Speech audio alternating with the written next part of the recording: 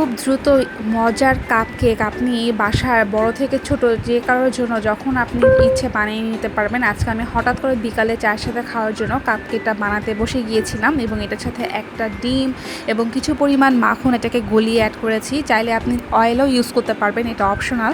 এবং এখানে আমি 2 চামচ পরিমাণ চিনি এবং 1 চিমটি চামচ লবণ এটা পরিমাণ মতো নিয়ে ভালো করে মিক্স করব এবং 1 চামচের অর্ধেক আমি কর্নফ্লাওয়ার ইউজ করব। সবগুলো একসাথে ইউজ করার পর এটাকে ভালো করে বিট করতে হবে যাতে এটার ভেতরে কোনো লাম্পস কোনো কিছু না থাকে। এরপর চা চামচের 3 চামচ আমি ময়দা নিব, একদম ভরে ভরে নিব না, অল্প অল্প করে নিয়ে এটাকে ভালো করে বিট করার পর এটাকে আমি কিছু চকলেট অ্যাড করে নিচে দিয়ে দিব যাতে এটাকে যখন আপনার ভালো বয়েল হবে এই চকলেটগুলো গলে যায় এবং চামচ দিয়ে যখন এটাকে আমি খাবো আমার এই চকলেটগুলো গলে চলে আসে।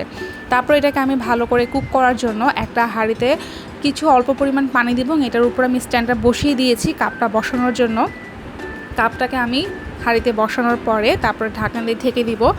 ঢাকনাটার যে অবশিষ্ট যে ছিদ্রটা এটা আমি লং দিয়ে ঢেকে দিয়েছি যাতে বাতাসটা বের না হয়ে যেতে পারে। তারপর ঘড়ি ধরা ঠিক 15 মিনিট পর এটাকে আমি ঢাকনা উঠানোর পর দেখুন কতটা ফ্লাপি হয়েছে।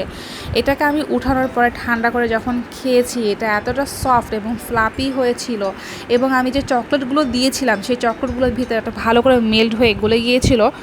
একদম আমার খুব সুন্দর টেস্টি হয়েছিল। আপনি যখন তখন এটা করে বাসার ছোট বাচ্চা বা বড় যখন হঠাৎ করে কোনো গেস্ট আসলে আপনি করে ফেলতে পারবেন খুব ইজিলি এবং কম সময়ে।